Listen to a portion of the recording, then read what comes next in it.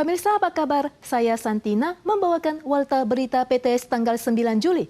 Ketua Asosiasi Nelayan Hainan Lin Sijie tewas tertembak kemarin. Satgas kemudian menemukan sebuah mobil yang diduga digunakan untuk kabur pada malamnya. Di sisi lain, saat menginspeksi mobil dugaan curian yang mencoba kabur di Gang Buntu, polisi Taichung melepaskan 24 tembakan sebelum berhasil membekuk tersangka. Saat menemukan jalan buntu, tersangka mengemudikan mobilnya ke arah polisi. Petugas harus melompat untuk menghindari tabrakan dan melepaskan tembakan. Tanggal 8 malam, polisi Taichung menerima laporan tentang kendaraan yang dicuri dan segera menemukan keberadaannya di distrik Senkang. Namun tersangka melarikan diri dan terlibat dalam aksi kejar-mengejar sejauh 20 km. Ia akhirnya terjebak di jalan buntu dan menabrak polisi 2 kali. Polisi melepaskan 24 tembakan ke arah mobil yang mengenai betis kanan tersangka dan ia ditangkap. Namun selama pengejaran, keempat polisi juga mengalami luka lecet. 所以开车冲撞下车盘查的远警，但远警仍奋不顾身，奋勇向前将犯嫌逮捕归案。 Terkait kasus pembunuhan Ketua Asosiasi Nelayan Tainan tanggal 8, polisi juga melancarkan upaya pemberantasan total terhadap geng mafia dan mengungkap 3 kasus kriminal yang melibatkan 6 oknum dan 2 buronan.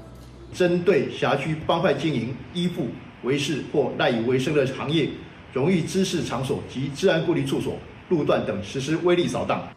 Polisi telah menemukan bahwa tersangka membakar mobil untuk menghilangkan bukti. Mereka juga mengikuti rute tersebut dan menemukan kendaraan lain yang digunakan untuk melarikan diri di Kaohsiung.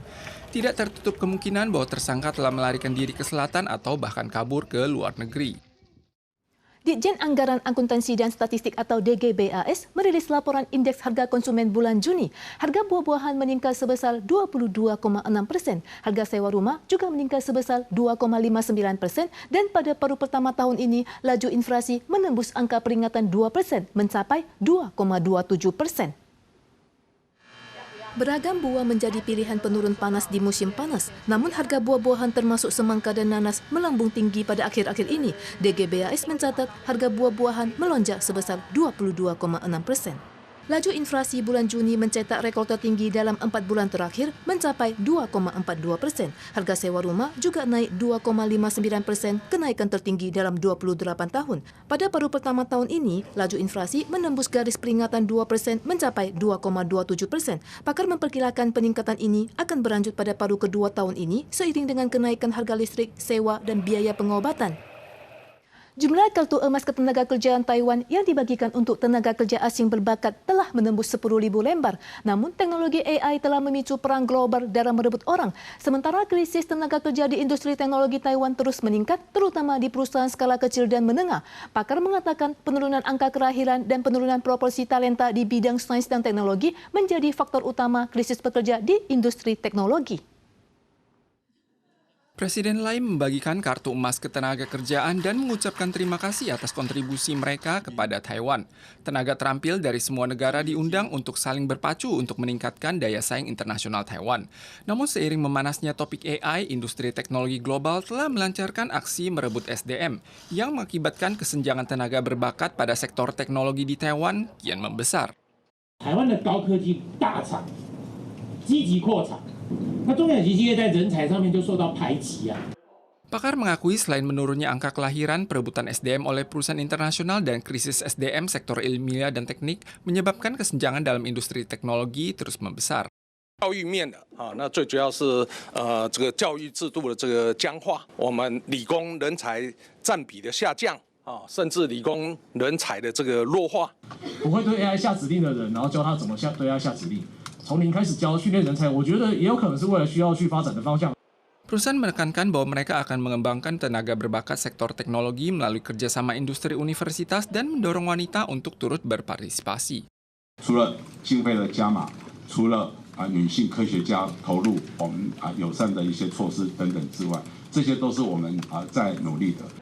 MOL menekankan mereka telah bekerja sama dengan MOEA untuk membangun bursa kerja dan mendorong program pelatihan perguruan tinggi bagi tenaga SDM terkait.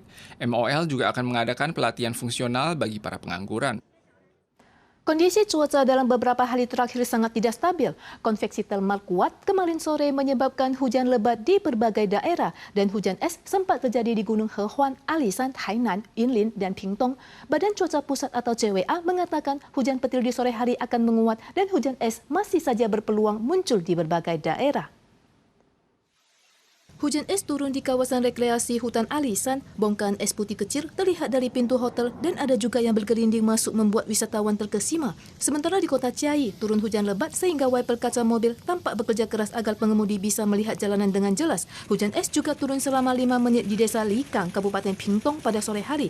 Selain itu, di Satian, distrik Yujing di Hainan dan Huwei di Yinlin juga muncul hujan es. CWA menyatakan tekanan rendah inti dingin di ketinggian yang melewati angkasa Taiwan hari ini membuat lingkungan atmosfer menjadi tidak stabil. Hujan petir akan menguat di sore hari dan hujan es berpeluang muncul di berbagai tempat. Raksasa Dirgantara Boeing AS mencapai kesepakatan pengakuan bersara dengan Departemen Kehakiman AS pada tanggal 8 untuk menuntaskan penyelidikan terkait 2 kecelakaan fatal Boeing 737 MAX. Departemen Kehakiman mengatakan berdasarkan kesepakatan dengan jaksa, Boeing akan membayar denda pidana sebesar 243,6 juta dolar Amerika. Tanggal 8, perusahaan Boeing setuju mengaku bersalah atas tuduhan pidana konspirasi penipuan untuk menyelesaikan 2 kasus kecelakaan fatal yang melibatkan pesawat Boeing 737 MAX 5 tahun lalu. Boeing akan menghadapi denda pidana hingga 487,2 juta dolar Amerika, merupakan denda maksimal yang diperbolehkan oleh UU. Kasus pertama dialami sebuah pesawat 737 MAX Lion Air Indonesia kehilangan kendali tak lama setelah lepas landas, menyebabkan pesawat jatuh ke laut. Kedua, pada bulan Maret 2019, pesawat Ethiopian Airlines 737 MAX kehilangan kendali setelah lepas landas karena sistem mengirim informasi keliru dan memicu kesalahan asumsi sehingga pilot tidak mampu mengendalikan pesawat. Menurut kesepakatan, Boeing telah membayar 243,6 juta dolar Amerika dan mereka harus membayar 243,6 juta dolar Amerika atau sekitar 7,9 miliar dolar Taiwan lagi di masa depan sebagai sanksi pidana tambahan. Namun keluarga korban mengkritik hal ini hanya membantu Boeing menghindari tanggung jawab dan meminta hakim untuk menolak usulan tersebut. There are still avionic, hydraulic, and electrical problems with these planes that are happening because of defective production. Kesepakatan baru yang tercapai mengharuskan Dewan Direksi Boeing bertemu dengan keluarga korban dan Boeing harus menginvestasikan setidaknya 455 juta dolar Amerika, sekitar 14,74 miliar dolar Taiwan selama 3 tahun ke depan untuk memperkuat dan meningkatkan program keselamatan. Para pemirsa sekalian, sekian Warta Berita dari PTS. Kita soal lagi di lain kesempatan. Sampai jumpa.